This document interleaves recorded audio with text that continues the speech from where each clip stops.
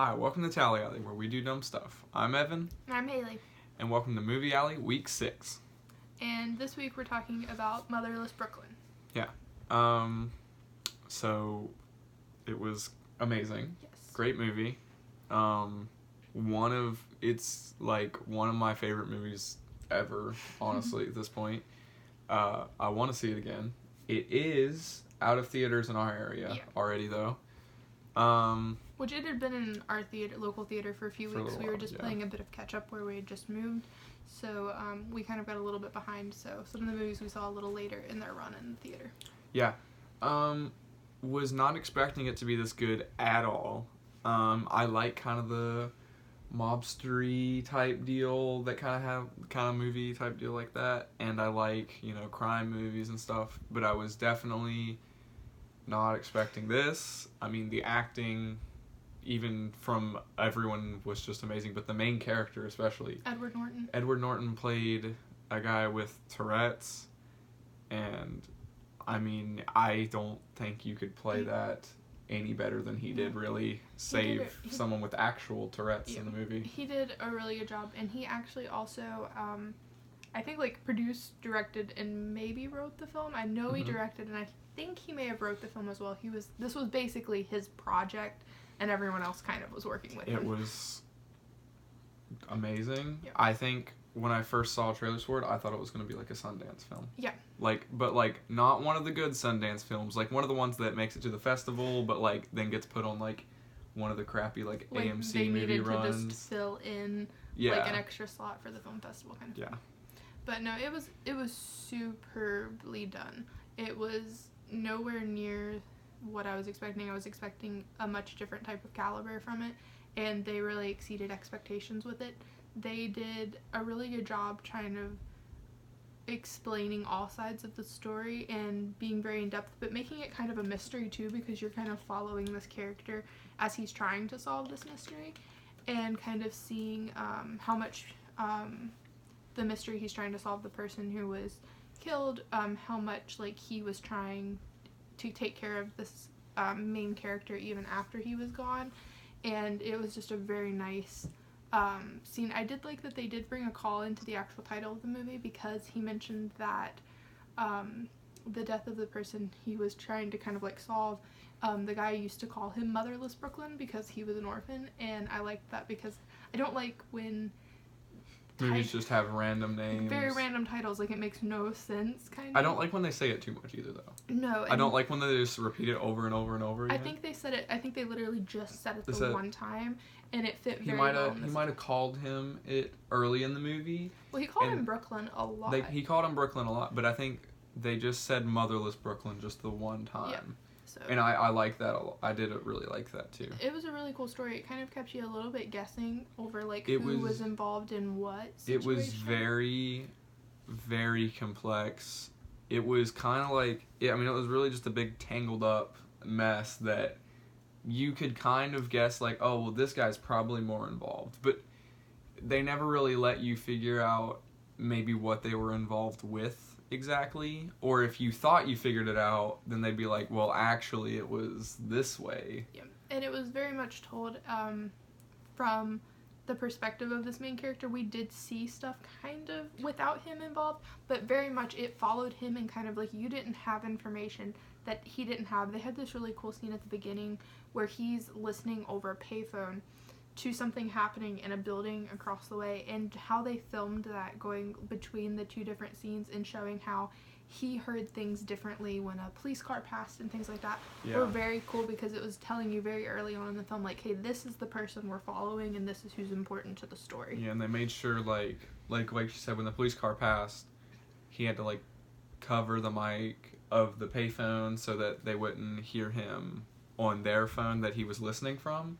And they made it very important that they didn't let us hear anything that was happening in the room, because he didn't have the phone up to his ear, so we're not allowed to hear things that he can't hear. We were acting on the information that the main character would have had throughout the situation, and not really anything else. And that's always really cool, because a lot of films kind of will jump back and forth, and then eventually the main character figures it out. I like that this one very much followed this person without you finding out any extra information. I mean, I had a couple guesses of, oh, this guy's probably involved more than he's leading on, blah, blah, blah, stuff like this. But, like, I normally get bored in some crime movies because they kind of just, like, okay, cool, well, this guy, they literally left an open spot for this random person that perfectly fits everything. This guy did it easy.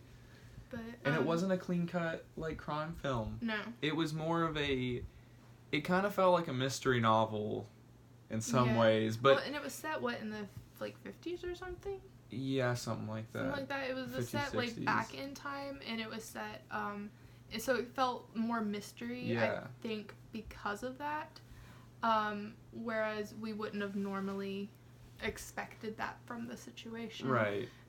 It felt old-timey, like it should have been in black and white or something. I did like how they played it, though, because it wasn't like a clean cut, like, oh, he found the bad guy, he's going to jail now. Like, it wasn't anything at all like that. And there wasn't, like, it wasn't one of those constant, like, oh, here's a new discovery, here's a bunch of, like, fight scenes and action in this crime movie or something. But it also wasn't like, oh, they discovered him, there's not going to be any repercussions to our good guys, nothing happened, you know. They actually, it felt like a real, like, okay. Real world scenario. Yeah, like, okay, this guy has his pocket and everything, so obviously he's digging a little deep, there's going to be repercussions to him because they're watching him. But it's also not like, they're not just going to kill him and then dump the body. It's not like that either. And there were some people in the cast that I hadn't expected to see in this cast. I really didn't know who was in this movie at all. I had seen a couple trailers for it, and I had seen some information about the film, but I try not to look up a ton of information about films before I go see them because I don't want to get a preconceived notion about the film. Except if it's like a horror movie, and then I just want to know everything about it so I can like prepare myself mentally for it. But I like to try and go into a film pretty open-minded about it, and this one overall didn't horribly, I think, tell you a lot about the actors that were in it, and this had a lot of major actors and major players in it, and they did a very good job. Bruce Willis was in it, which I wasn't expecting. Yeah, it was a very, and very I don't remember the name of the other guy. Yeah, is it Alec Baldwin? Alec Baldwin was in it, and I'm never going to remember the name of the guy. dude who plays the Green Goblin. Yeah, that's who he is, but I don't remember his name. But they all did amazing job. In very different roles totally for each different person than you would have expected them to be in. I mean, we've probably seen Alec Baldwin in a role like that before, but like other than that, I don't think we've really seen you know, Bruce Willis or the other guy that I can't think of his name in roles like that before. At least that I can think of off the top of my head. Not like that deep into a role like that. But it was a very good movie. Definitely would recommend going to see it. Yeah. What would you rate it? I want to give it like a 5. I loved it. I would watch this over and over and over again because there's just little things that I think, like, I noticed one, and there's definitely I swear there's tons all throughout the movie. I just didn't catch all of them. But like, even like he said, like, oh, my mom used to play soft music and rub like the back of my head, like run down her hands down the back of my neck or something to calm me down. It would calm his Tourette's down. And he went to a jazz club, and they played a softer song, and his Tourette's were still acting up, but the lady just had, like, you know, she hadn't heard that, but she just, out of an instinct, kind of rubbed, like, the back of his neck, and his Tourette's calmed down.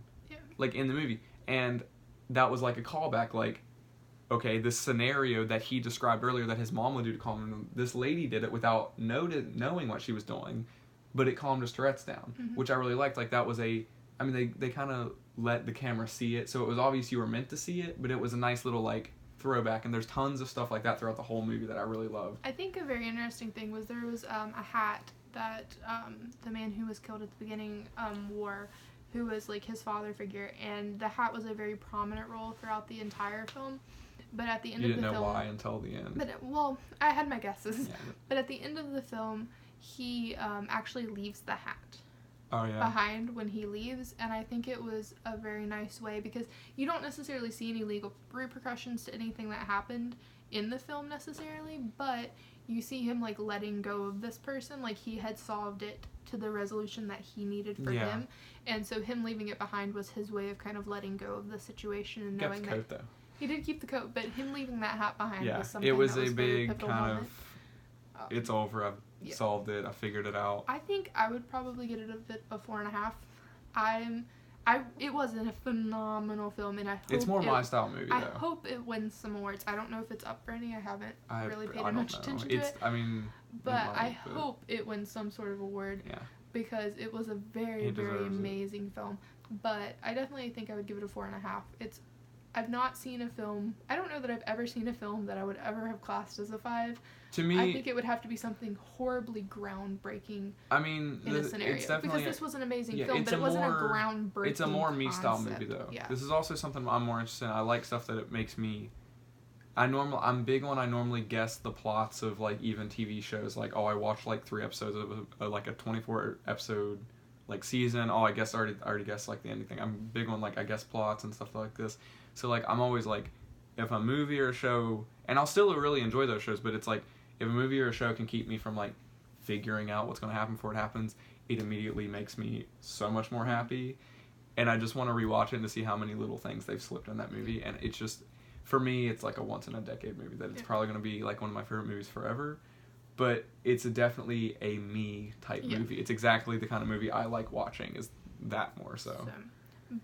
So I'm a 4.5, you're a 5 on it, and yeah. That's it. That's it for Movie Alley Week 6. We'll be talking about 21 Bridges and Knives Out. And possibly some other movies coming up. We've got to figure out our schedule with Thanksgiving coming up this week and everything. But we've already seen Knives Out and 21 Bridges, so those will definitely be coming out soon. Yep. But other than that, we'll keep new stuff coming in. But that's it for Movie Alley Week 6. Yeah, cut.